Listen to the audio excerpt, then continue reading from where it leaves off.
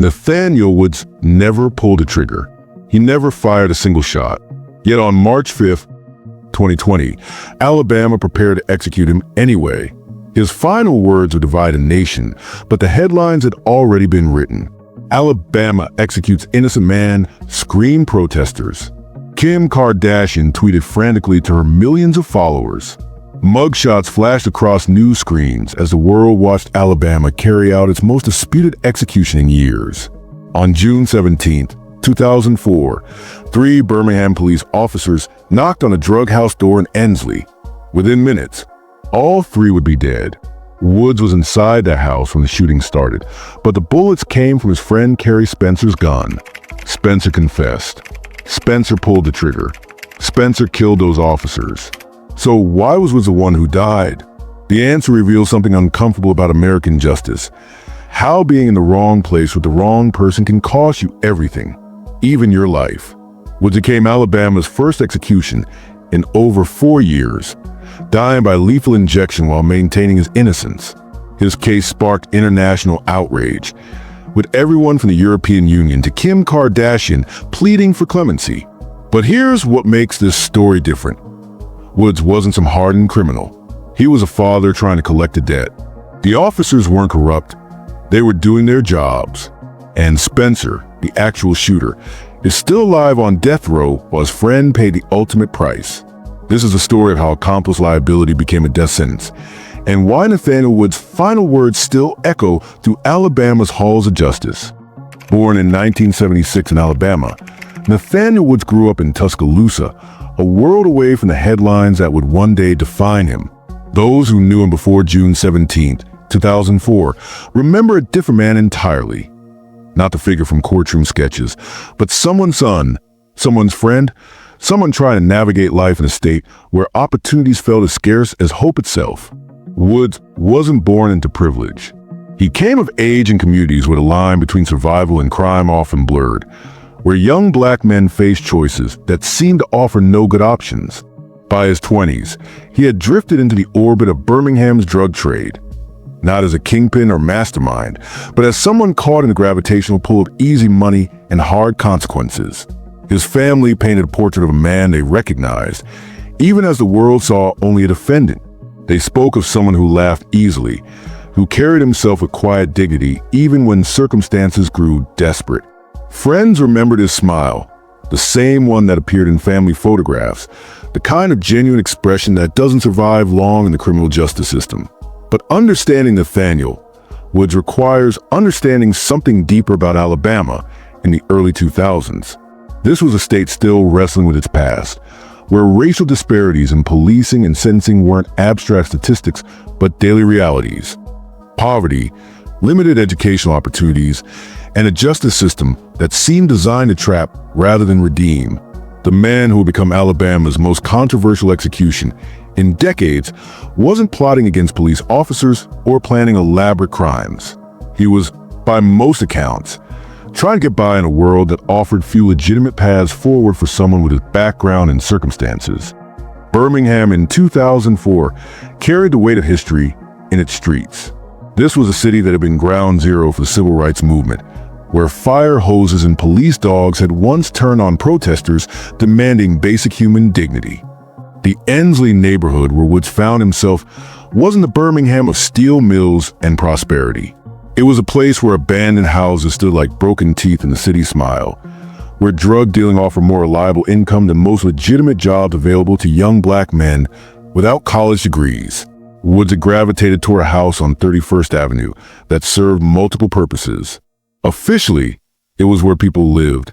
Unofficially, it was where Kerry Spencer operated a small-scale cocaine business. This wasn't Scarface-level drug trafficking. This was street-level dealing that barely kept the lights on and the rent paid. The house itself became a character in this story. Neighbors knew what went on there, but in communities where calling police often brought more problems than solutions, people learned to look the other way. It was just another address in a neighborhood where hope felt like a luxury few could afford. June 17, 2004, started like any other summer day in Birmingham. The temperature climbed toward 90 degrees, and the humidity wrapped around everything like a wet blanket. Inside the house on 31st Avenue, Nathaniel Woods was dealing with what seemed like routine business.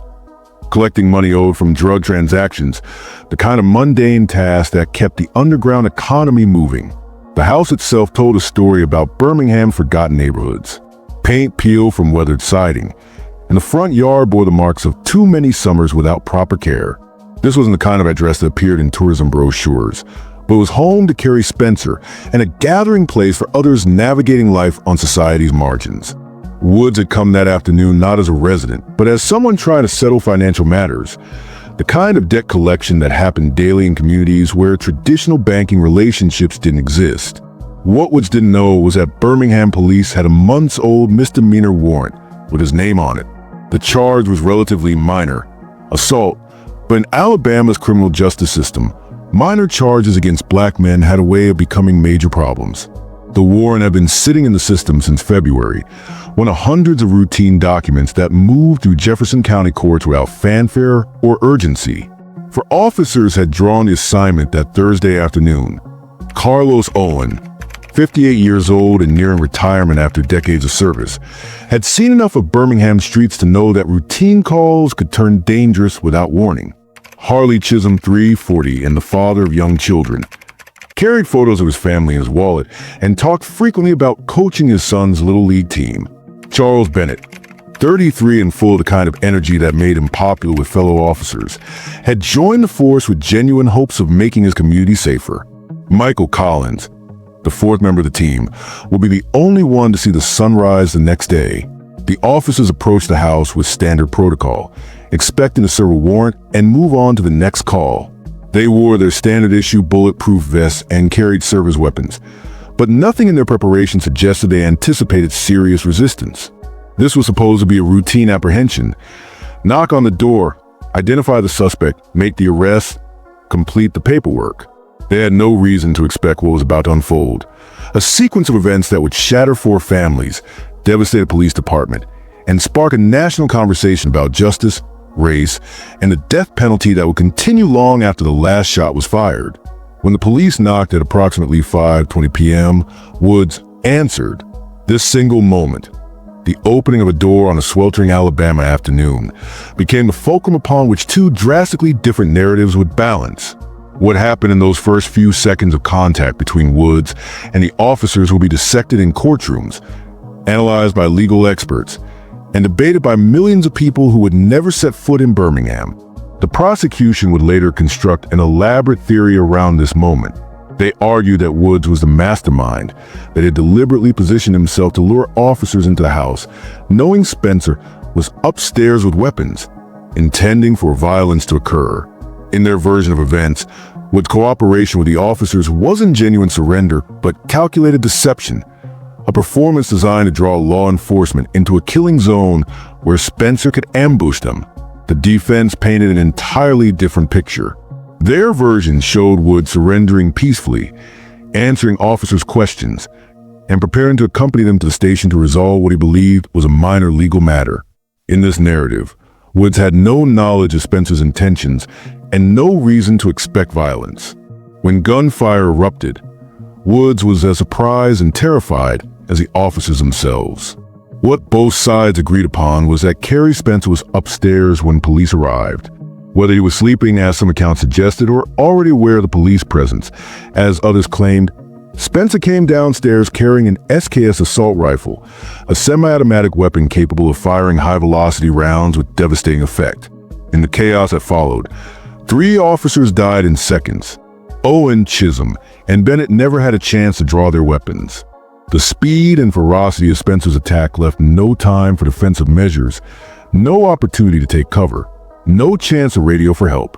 Collins managed to escape his patrol car, wounded but alive, his radio calls bringing backup units racing toward a scene that had transformed from routine warrant service to mass casualty event in the time it takes to exhale. Spencer continued firing from inside the house as Collins called for assistance, his voice tight with pain and adrenaline as he reported officers down. The sound of gunfire echoed through the Ensley neighborhood, sending residents scrambling for cover and alerting everyone within hearing distance that something terrible was happening on 31st Avenue. Woods ran. In the confusion and terror of gunfire and dying men, He fled the scene, a decision that would cost him his life 16 years later. Whether his flight represented panic, guilt, or simply the instinctive response of someone caught in an impossible situation became another point of contention between prosecutors and defense attorneys. What remained undisputed was that Woods vanished into Birmingham heat, while Spencer remained in the house, his fate sealed by those seconds of panic and poor judgment. Spencer surrendered when backup units surrounded the house, and in the immediate crisis, beginning a legal battle that would consume years and ultimately claim 2 more lives. Spencer and Woods, both condemned to die for the events of that suffocating June afternoon, when routine police work became a nightmare that haunted everyone it touched. When Nathaniel Woods finally stood before a Jefferson County jury, the question wasn't whether 3 officers had died. That was undisputed. The question was whether Woods deserved to die for crimes he hadn't physically committed. Alabama's accomplice-liability law made this possible, allowing prosecutors to seek capital punishment against anyone who participated in or conspired to commit murder, regardless of who pulled the trigger. The prosecution painted Woods as the architect of an ambush, arguing he had deliberately set up the officers, knowing Spencer was upstairs with weapons. District attorneys didn't need to prove Woods fired a single shot. They only needed to convince 12 people that he intended for Spencer to do exactly what he did. The jury believed them, and Woods received a death sentence despite Spencer himself later insisting that Woods had nothing to do with the shooting.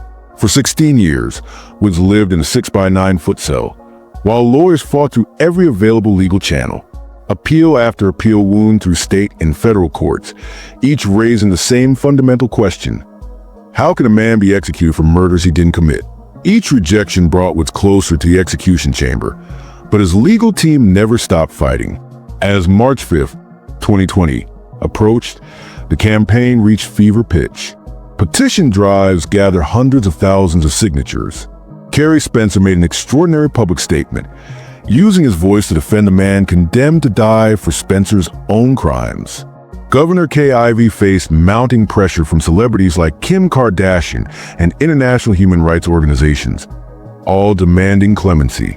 But Ivey stood firm, announcing that Woods' conviction had survived 9 separate court challenges and that his execution would proceed as scheduled. The Holman Correctional Facility in Atmore, Alabama, sits like a fortress in the southern part of the state, its concrete walls housing Alabama's execution chamber. On the evening of March 5, 2020, Nathaniel Woods spent his final hours knowing that the world was watching, that his case had become a flashpoint in America's ongoing struggle with capital punishment and racial justice. Woods declined to request a special meal, a decision that spoke to either resignation or a kind of dignity that refused to participate in the ritual aspects of state killing. Instead, he ate the standard prison fare, perhaps finding some bitter irony in the fact that his final meal would be as ordinary as the crime that brought him here was extraordinary in its consequences. The execution chamber at Holman had been used infrequently in recent years. Alabama had struggled with botched executions and legal challenges that had effectively put capital punishment on hold. Woods would be the state's first execution since 2018, making him not just another condemned prisoner, but a symbol of Alabama's renewed commitment to the death penalty. As evening fell, protesters maintained their vigil outside the prison walls. Inside, Woods met with his spiritual advisor and said goodbye to family members who had traveled from across the state to be near him in his final hours. The conversations that took place in those last moments remained private, but those who witnessed them described a man who faces fate with remarkable composure. At 6 p.m., the Supreme Court issued a temporary stay, halting the execution just minutes before it was scheduled to begin. For 2 hours, hope flickered that Woods might be spared. Legal teams worked frantically, filing additional appeals and arguing that new evidence raised serious questions about the fairness of his conviction. But at 8:45 p.m., the Supreme Court lifted its stay, clearing the way for Alabama to proceed. Woods was strapped to the gurney at 8:55 p.m. When asked if he had any final words, he declined to make a statement. At 9:01 p.m., Nathaniel Woods was pronounced dead, becoming the first person executed in Alabama in 2020 and joining the ranks of the roughly 1,500 people put to death since capital punishment resumed in the United States in 1977. The news of Woods' execution rippled across social media within minutes. sparking outrage, sadness, and renewed debates about the death penalty that have been simmering for decades. Hashtags demanding justice trended on Twitter. Activist organizations issued statements condemning Alabama's decision to execute a man they considered innocent. International media covered the story as another example of America's flawed criminal justice system. But the most powerful responses came from unexpected sources. Kerry Spencer, still waiting on death row for his own execution date, issued a statement through his attorneys expressing grief and anger that his friend had died for crimes Spencer insisted he had committed alone. Family members of the slain officers offered their own perspectives, some supporting the execution as necessary justice, others questioning whether killing Woods brought their loved ones back or simply added another tragedy to the original crime. The case exposed uncomfortable truths about how capital punishment actually works in America. While prosecutors have portrayed Woods as a mastermind deserving death, Spencer, the admitted shooter, remained alive years later, his execution indefinitely delayed by the same legal system that had rushed to kill his alleged accomplice. This reversal of logic troubled even some death penalty supporters who struggled to explain why the actual killer outlived a man convicted of conspiracy. Woods' execution also highlighted racial disparities that have plagued capital punishment since its inception. Studies consistently show that defendants who kill white victims are far more likely to receive death sentences than those who kill black victims. Cases involving black defendants and white victims, like Woods, follow predictable patterns that suggest race plays an undeniable role in determining who lives and who dies. The international attention embarrassed some Alabama officials, but seemed to strengthen others' resolve. Governor Ivey defended her decision not to grant clemency, arguing that Woods had received due process and that his conviction had survived extensive legal review. She positioned his execution as necessary justice for the families of fallen officers, even as questions about his actual guilt continued to swirl.